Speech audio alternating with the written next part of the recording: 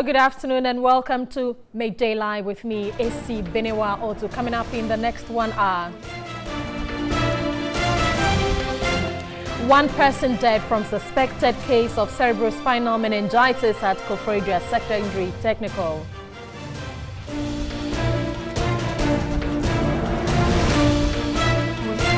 Parents who lost their wards as a result of the H1N1 influenza outbreak in Kumasi Academy Senior High School threatens legal action against the school.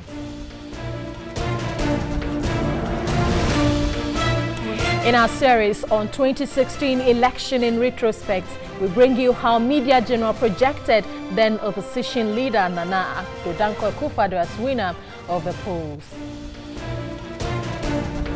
Well, we have details of these, including international news, sports, coming up in the next 1 hour. Stay with us.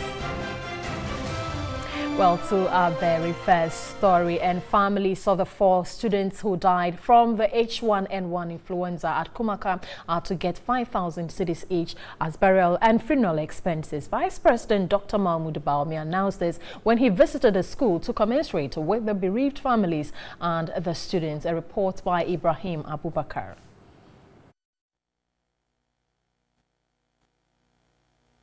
Dr. Mahmoud Bawumia visited the school together with the Health Minister, Dr. Kweku Agyeman-Manu, the Director General of the Ghana Health Services, Dr. Nsia Sari, and other officials.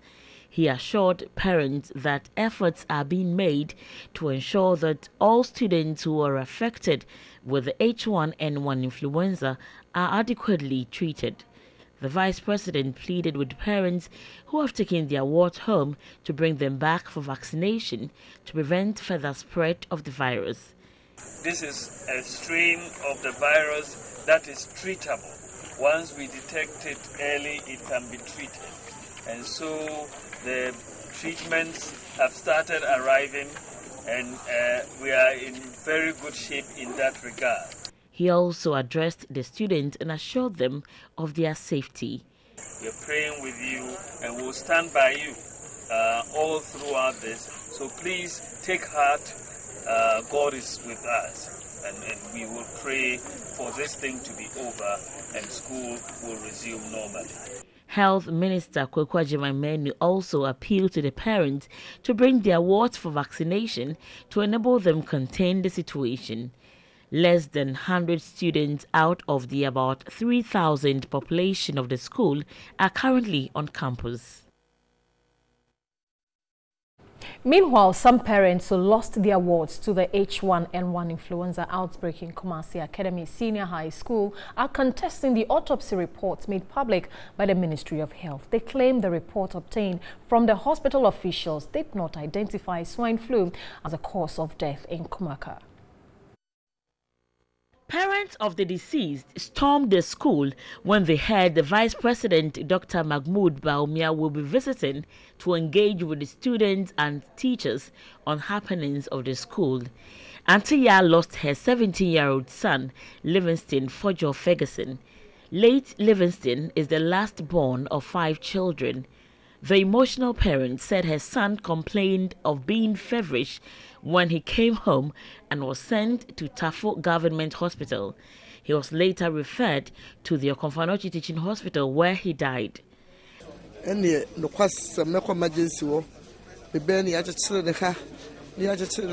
When I saw my son at the emergency ward, I felt very helpless.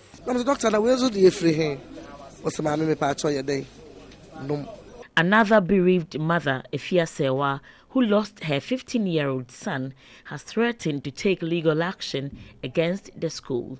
He said her son, Felix Nsiama, died in the school on the day of the anniversary celebration before he was sent to the hospital.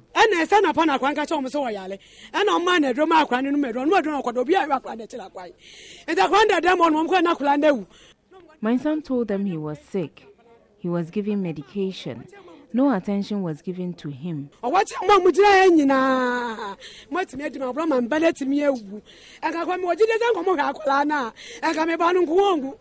Olivia Ajiman does not believe her 15-year-old son, Carlos Ofori, died from H1N1 influenza because the autopsy report given to her by the KNUST hospital says otherwise. When indicated say cause of death no say pneumonia or say severe pneumonia and pakra no mo de bi eni ne ho na niase nyina mo de tutu ne niase ana was actually say multiple I don't believe in the autopsy report given to me because the doctors keep saying one thing after another.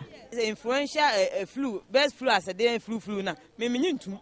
The bereaved parents say negligence on the part of the school authorities led to the untimely death of their children.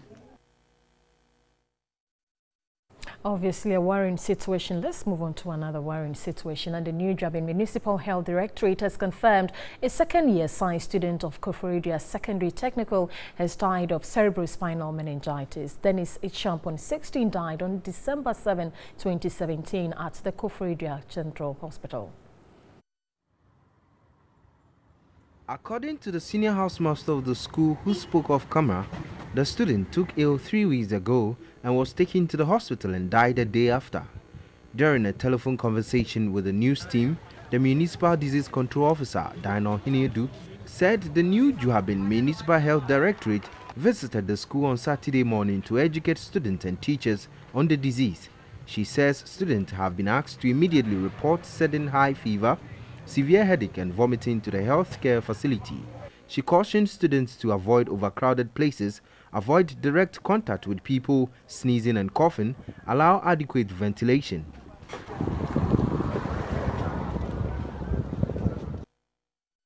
Several cases of tuberculosis are left undiagnosed due to stigma, the biggest hurdle to the treatment of the disease. Though the National TB Control Program is engaging communities and telling them that getting TB is not a curse, a lot more is needed to encourage affected persons to report to health facilities.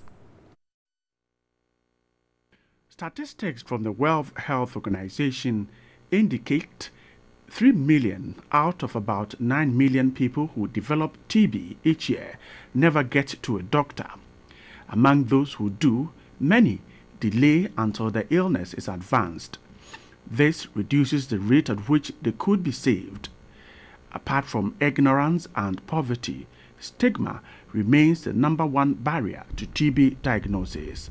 I just got a story that a patient set himself ablaze just because he was told he has TB. And I said, wow, we still have this disease stigmatized. People still don't believe in the germ theory of disease, and they believe that a disease like TB is spiritual. Even healthcare workers can be blamed for encouraging stigma.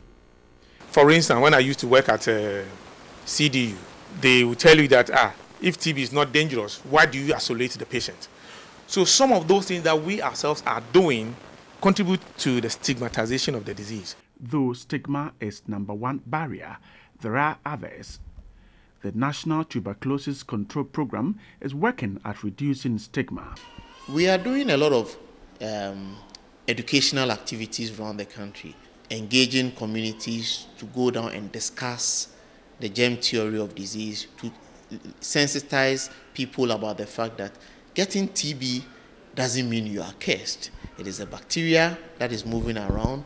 Health staff are being trained on efforts to reduce stigma. We, the health professionals, also treating the TB patient with dignity, then the stigma can go down. Previously, we used to admit them. So everybody was asking, if it's not a dangerous disease, why do you admit them and then isolate them? Now we treat them in the community. Communities are also being relied on to reduce stigma. We need to make sure that health staff are so knowledgeable they can assure patients and let them know that it's a curable condition, so you don't need to be scared. We need to demystify the disease to the public. One other effective way is encourage early treatment to reduce stigma.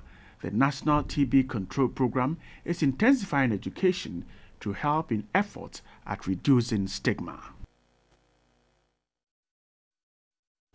The Noguchi Memorial Institute for Medical Research says it cannot confirm that the flu resulted in the mortality, as the pathology report on the 4 students is yet to be released. Head of the Urology Department, Professor William Kwabena Ampofo, made the remarks in an interview with TV3's Salom Amenya. Kumasi Academy in the Ashanti region was on November 30 hit by a health crisis. An outbreak of acute respiratory illness, specifically influenza type A H1N1 2009 pandemic, claimed 4 lives in the last week.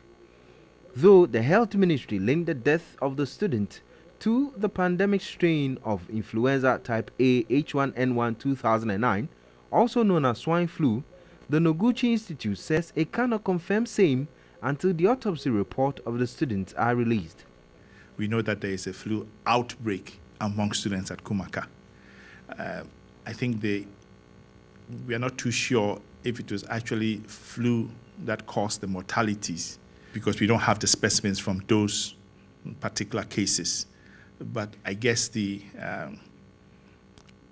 epidemiological data, is showing that probably they had similar symptoms. That's why it can be concluded that those students, had severe flu. The outbreak, which caused fear and panic among students, teachers and parents alike, also raised questions about the country's response and emergency preparedness.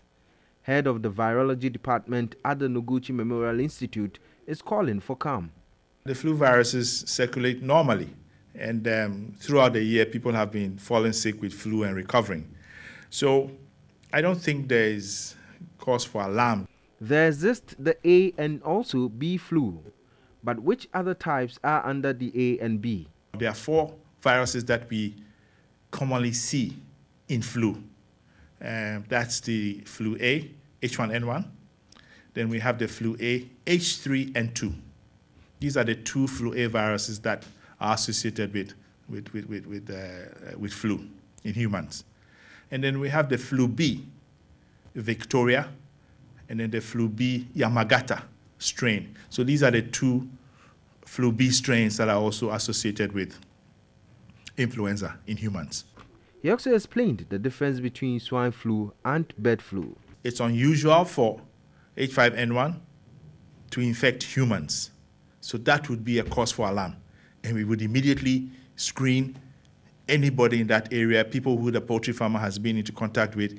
We would actually quarantine, isolate that poultry farmer, and try and manage so that the virus does not spread from him to other humans, because it will be a new virus. So that's the difference between the bird flu virus and H1N1. H1N1 is the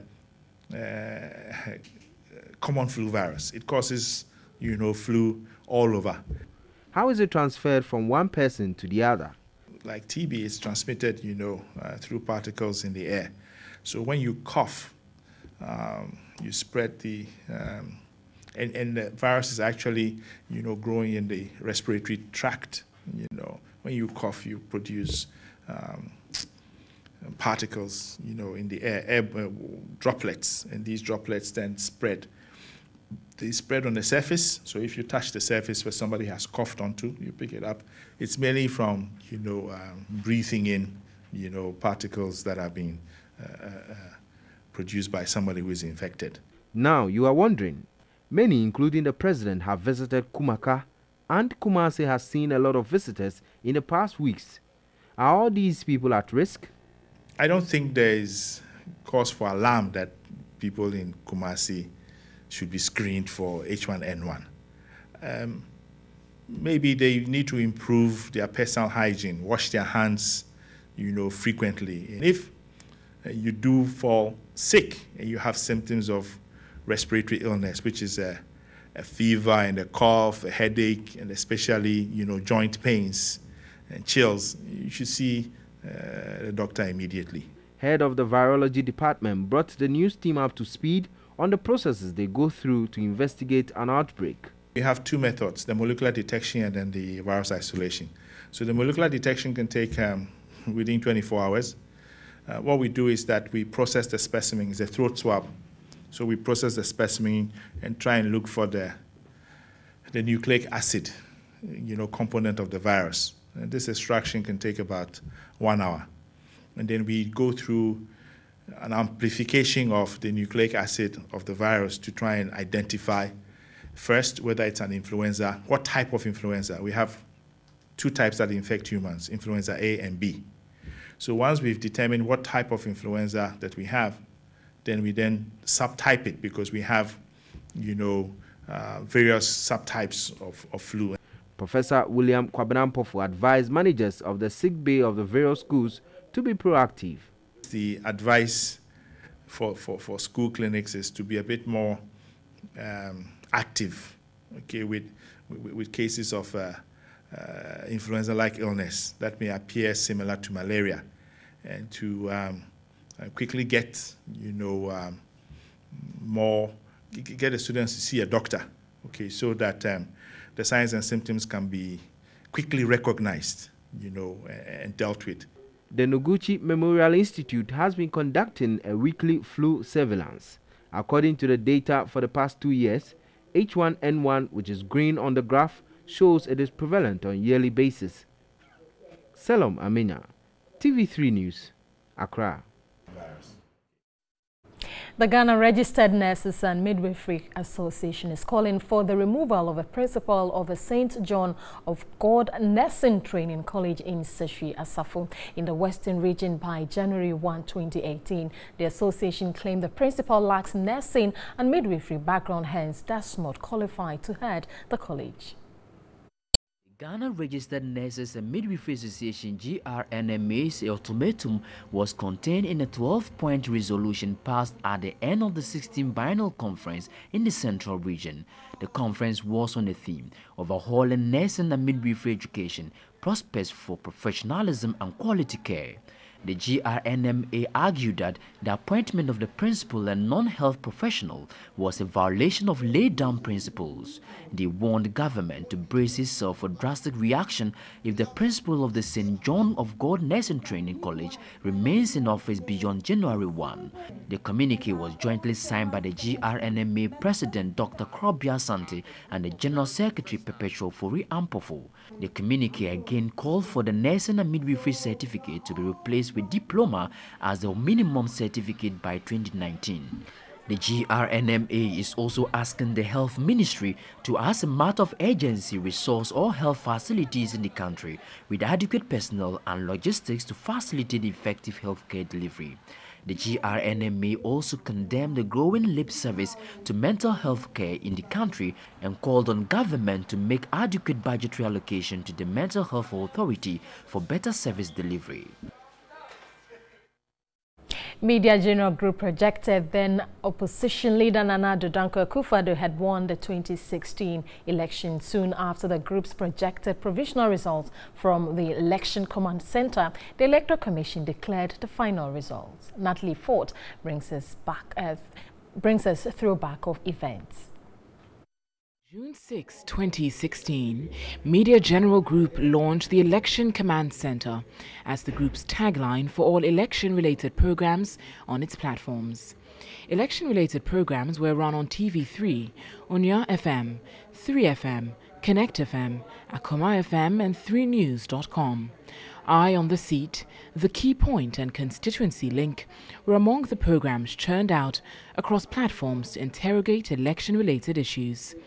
The network deployed the largest news crew across the country to cover all election-related activities. I was in the Bunahafu region where I was reporting from. The electorates were well informed, and so it made the work a bit easier. As early as 3 a.m., I went to a polling station and there were already people who had queued up, but they had decided to give themselves numbers, and so I'm number 1 and you are number 2, number 3 in that order. So when polling began, there was no point fighting over who came first because we had devised a strategy of knowing who votes first, and I think that was one of the reasons why we saw the peaceful elections that we saw last year. That part of the country, the network was bad, so we had to go hang on a tree to make that report. And but at the end, that's what makes you a journalist. I set out to just do entertainment only. I had done business and political reporting before. I had reported on elections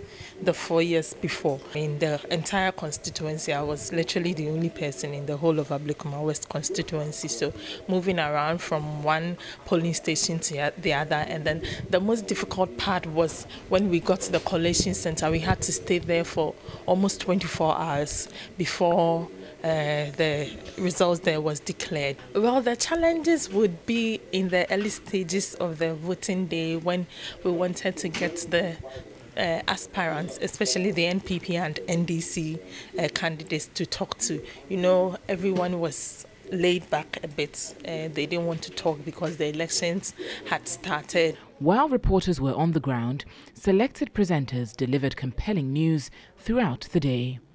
Provisional results collated by the Election Command Center indicated then presidential aspirant Nana Akufo-Addo was in the lead. All the independent rating agencies gave us the best of marks to be the #1 when it comes to coverage of elections on television platform. After we had collated our own provisional results, we were contemplating who to announce that per our provisional results at the Election Command Center. Nana Akufo-Addo was leading, and possibly, all other things being equal, was going to be announced as the president-elect of the Republic of Ghana. I took the paper and I just said, per our own projections.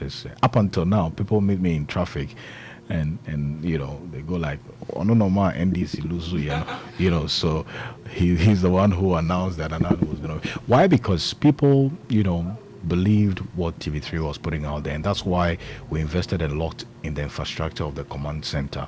In efforts to deliver accurate news, the team verified and finally announced the results. Abraham Asari was TV3's head of news during election 2016.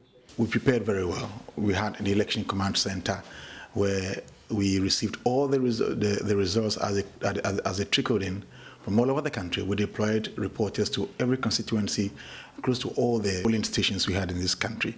You know, so results kept coming, and we had the Election Command Center where we collated all the results, you know, and then we transmitted them, you know, via system into the studio live. We began our work in terms of coverage on the 1st of December, when we had the special voting for media persons and security personnel across the country, and we covered it quite perfectly. The Electoral Commission, you know, all the press conferences, we were able to bring them live to our viewers and to our listeners on radio and of course online. Everybody was here, and it was quite challenging, but also quite demanding and quite exciting. The command center was equipped with the latest technology and infrastructure to collate credible results. Away from that, driving on the Eastern Corridor Road has become a nightmare for drivers. Peter Kwandata reports the deplorable nature of the road has compelled most drivers to divert their routes, leaving a few who do so at the peril of their lives.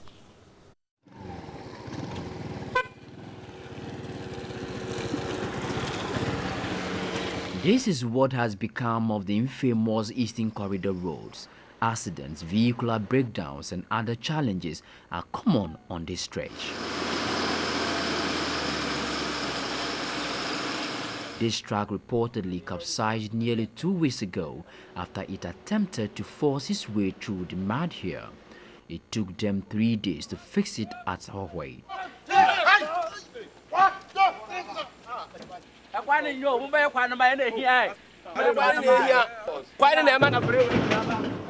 The other truck also developed mechanical faults after struggling out of the mud. No driver has had it easy plying the Eastern Corridor roads. Yet attempts by the driver unions to draw attention of officials is reportedly being resisted by the local authorities. I think it's a big problem to the town. In the first place, if the district assembly should let the government know that this is the problem cars are facing, so that the government can turn its attention to them and solve this very problem. All attempts to organize demonstration against this hardship have not been successful. The local authorities warned that would go against ongoing plans to get Jasikan to be the new regional capital. The Bupe Road is not accessible now. Eastern Corridor is in a terrible state. These are the issues to consider, not new region. They should fix the road and stop bothering us with creation of new regions. Rain or shine, the Eastern Corridor Road is a danger to motorists. This Niger-bound cargo truck lost its balance near Todome in the North Dane district on Tuesday. The goods had to be offloaded before any attempts at working on the track. Residents along the stretch are outraged about what they called abject neglect. This road has been the talking point for many decades until former President Mills took the initiative. Even that, many years passed without any fruitful outcome. The present situation of a total recall of the contractors is heartbreaking, to say the least. The contractors on the Hohoi-Jazikon stretch are equally disappointed. They appeal to government to fast-track resolution of whatever is impeding the completion of the road. We have more stories coming up. Please stay with us.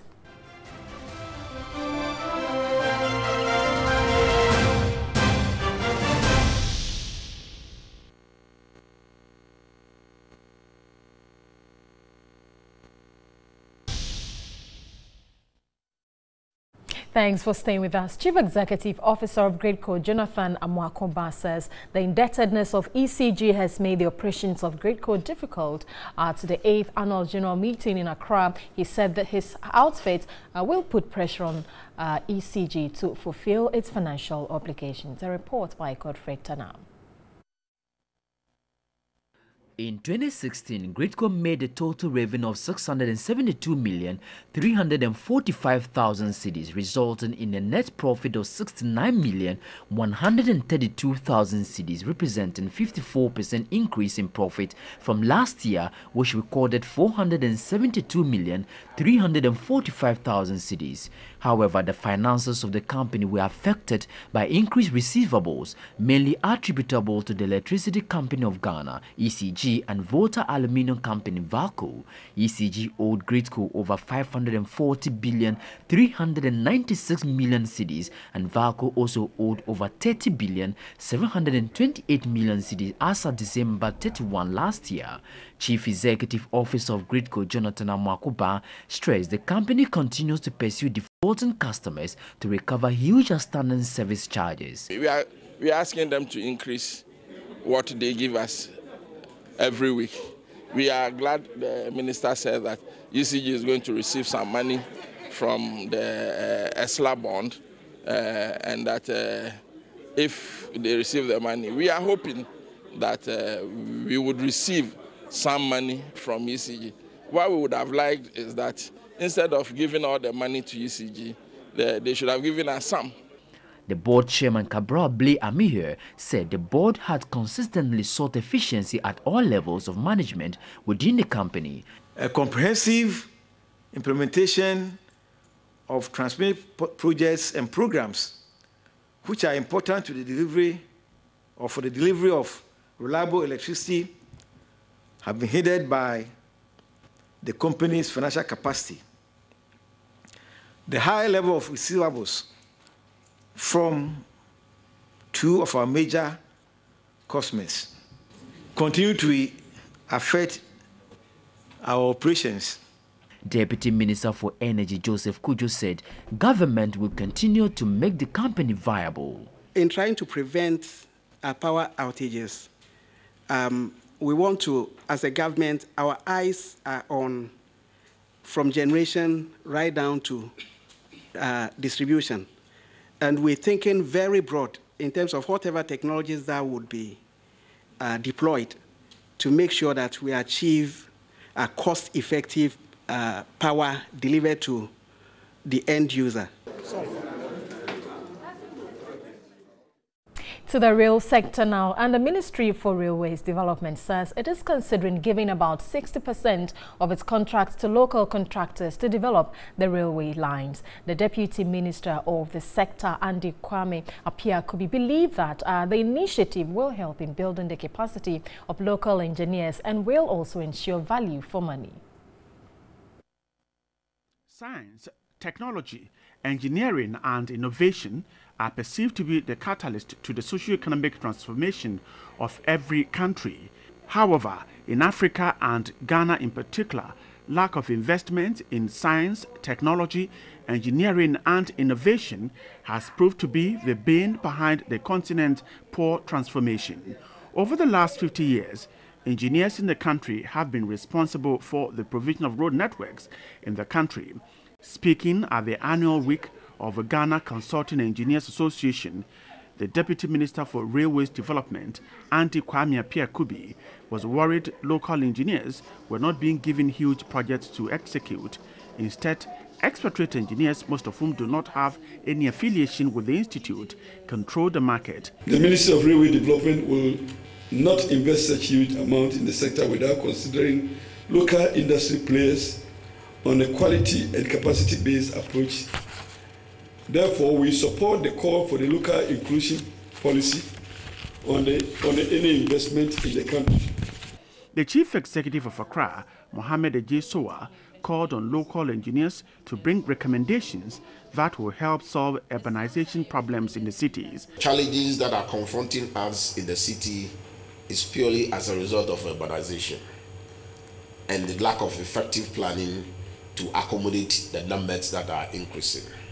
I will be very excited to get recommendations and ideas from the engineers and all other professionals in the built environment on how to accommodate it.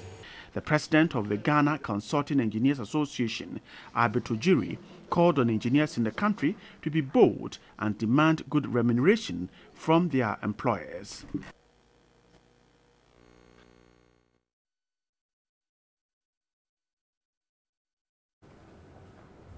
Well, moves to broker a lasting peace between the people of Nkonya and Alavanyo has come to a crossroad following a mysterious disappearance of a 62-year-old man. The man from Safiafe was at Alavanyo Kwemi during the one-week celebration of the Sasadu Festival.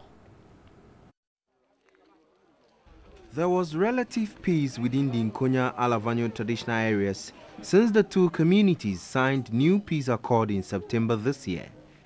Again, assurances from the two communities during the Volta Regional Peace Council meeting thereafter were heartwarming. However, a peaceful celebration of Sasadu Festival hosted by the Alavanyo traditional area pulled the string. A 62-year-old man identified as George from Saviepe was reported missing on Saturday, November 25. The missing man's phone was reportedly used by someone to call his relative that he had kidnapped him. The caller, who was said to have identified himself as Lucifer from Nkonya, allegedly told the receiver that they should not bother looking for the missing man, and this has reignited tension between the two traditional areas. What I want to tell my brothers from Alavanyo is that, yes, we have conflict, we have misunderstanding, we are all yearning for peace. And so it will never happen that we should come to Alavanyo and pick somebody. There is need for us to understand this. The person who called said he was Lucifer. He was from Nkonya. So they can't deny this. The situation is getting even frightening as the two communities appeared not to have full confidence in the security. They indicated that the person was being kept at Tai. The following day, it was changed to say that the person had been brought to the paramount chief's house at Ahenkro. Then the third day, they said they were coming to go into the bush. So we do not know exactly what they are about. But the Kpando Divisional Police Commander, Superintendent Prosper Ahlija, denied the assertion. He told TV3 on phone various strategies are being employed, including scientific methods, to unravel the mystery, and called on the people to exercise maximum restraint. TV3's investigations have revealed that the missing George worked at Nkonya for 10 years as an ECG meter reader, suggesting he might be a known person. The Sasadu Festival is celebrated among 4 traditional areas, Saviepe, Akrofu, Sovie and Alavanyo, based on their ancient migration history. We have sports coming up shortly. Please stay with us.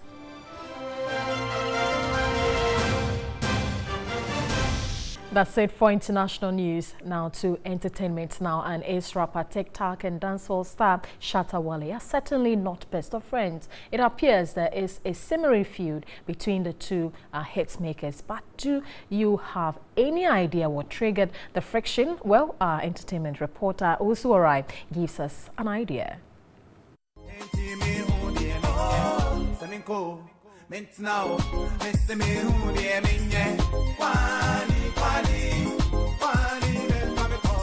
Acclaimed rapper and kangaroo hitmaker TikTok and dancehall star Shatta Wale are certainly not the best of friends now.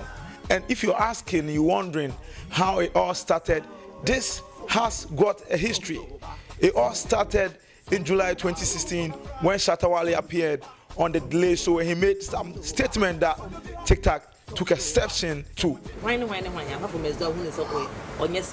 no, me have seen like downfall of a whole lot of artists. Like who and who? Maybe if you mention, I'll tell you yes, because TikTok. Yes, and they can't dispute the fact. You understand? They are not serious minded. That they weren't business minded. TikTok took a strong exception to that. Also mean you're smart. You want about musicians from when you're smart. Also mean you're smart. One Shatta. Yeah. Like the Obane Boa, which is Delay. TikTok, yes. Yes. You have decided to disrespect another man's hard work. No disrespect is going to function in this industry anymore. And also, sure. If you look at someone like TikTok, I mean, you're smarter. I'm telling you today, if you don't praise what I have done, tomorrow I won't praise you. That is the order of the day these days. So, and San Ebekono. Also, said, "Yeah, we are no BIAB." Now, Opesa Utieti and Edia Sonado Fra, what the idea be a room reswa, Yan Kai Posa we because Okai will be the end, Yakai or there. If you don't say, you, anything when you talk about Shatta Wale, you still like him, make a champion. Fast forward, December 8th, TikTok did something. Now, the hitmaker walked out of a live studio interview after producers played a video of another artist and not his. He felt that he had fresh videos that should have been played. The gesture has been met with mixed reactions. Was TikTok right by walking out of the studio? Was he wrong? Well, Shatta Wale has been praising TikTok for walking out of that very studio. The debate is certainly not ending any moment now. If you don't take me, let me go. If you don't want me, let me go.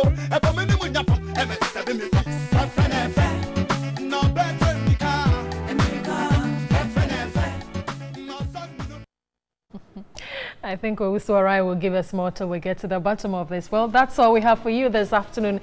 Thanks so much for watching. My name is AC Benewa. Or to make a date with us same time at 3 for News 360 at 7 p.m.